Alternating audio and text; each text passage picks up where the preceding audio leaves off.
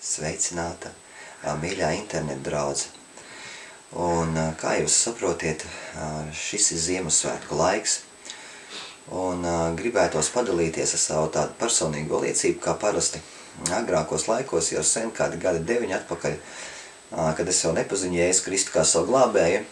Un vienmēr, kad bija šie svētki, šie Ziemassvētki, ir daudz svētki, jaunais gads, Ziemassvētki un visādi līgo un arī dzimšanas dienas un visādi svētki. Bet es vienmēr jūtu to, kad Ziemassvētki, kad tuvojās, kad notiks kaut kāds brīnums, kad ir reāli virmo kaut kāds brīnums, kuram ir jānotiek. Un es vienmēr šajos Ziemassvētkos gaidīju šos Ziemassvētkus un gaidīju reāli brīnumu, ka notiks kaut kāds brīnums, kaut kam ir jānotiek, jo bija brīnuma sajūta. Un nekā, Ziemassvētku paiet, tu no rīta pamodies uz pohām, esi piedzēries un brīnumu nekādu neesi dabūjis. Un tā man bija katru Ziemassvētkus, bet laikam ejot, es satiku Jēzu Kristu savā dzīvē. Dievs man atvēra acis, viņu ieraudzīja. Un šie svētki tagad man ir diezgan skaidri. Un es gribētu pateikt to, ka Dievs 2 reizi ir gribējis glābt šīs pasaules iedzīvotājus. Un Jēzus Kristus, tas ir viņa glābšanas plāns, man, tev.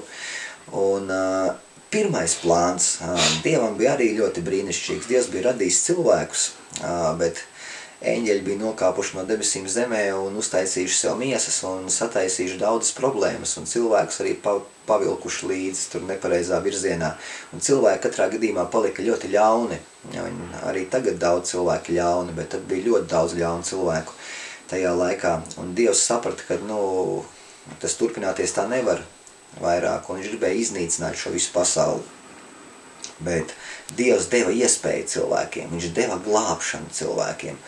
Un viņš atrada vienu ģimeni, kas bija sakarīga ģimene Dieva acīs, un tā bija Noasa ģimene, un viņš teica Noasam, ka taisi šķirstu un ka būs plūdi, un ka Dievs visu nopludinās. Un Noas taisīs šķirstu 120 gadus, iedomājieties, 120 gadus jūs pilsētā viens taisa šķirstu. Viss taču zina, tas ļoti ilgstošs process ir. Un daudz cilvēku viņu apsmēja. Un neviens par šiem 120 gadiem nepievienojās viņam klāt. Un tā, kad tas laiks jau bija piepildīts, tad cilvēki Noasa ģimene iekāpa iekšā šķirstā un durvis aiztaisījās un nāca plūdi. Nopludināja visu zemi un visi cilvēki bija beigti. Un tagad ir nākošais moments no Noasa. Cēlās atkal daudz tautas, cēlās cilvēku daudz, kā jūs saprotiet.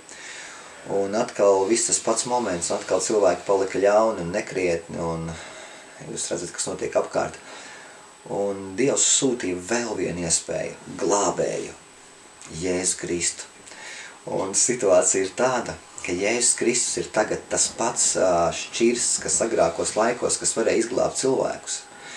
Un es tagad to saprotu, ka Dievs man atklāja to, ka tagad ir šis šķirsts, kas bija agrākos laikos Noasas šķirsts, tagad ir Jēzus Kristus.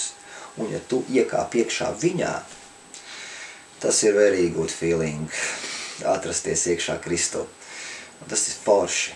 Un man ir arī cilvēki teikuši, jau, kad tev atlaidīs, es godīgi saku, es negribu, lai man atlaiž, jo Kristu iekšā ir tik kaifīgi atrasties. Apkārt viss, kas notiek, bet Kristu iekšā ir. Ziniet, kas ir Kristu iekšā? Miers. Iedomājieties, miers. Es neesmu vāveres ritenī. Man ir miers.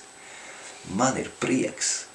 Un Dievs man sirdi piepildīs ar mīlestību. Ka es varu paciest visus tos cilvēkus, kas varbūt tās ir ļauni un dusmīgi, kurus agrākos laikos man gribētos varbūt piekaut. Vai vēl kaut kādīgi izrēķināties ar viņiem. Tagad ir viss kārtībā. Un es vienkārši, ko es gribētu tev novēlēt, lai arī Kristus atklājās tev, un lai tu viņu arī iepazīst kā savu personīgo glābēju. Jo tas ir superīgi, ar Jēzu Kristu tas ir labinieks, un šodien ir tā diena, Kristus dzimšanas diena. Lai Dievs jūs sveitī.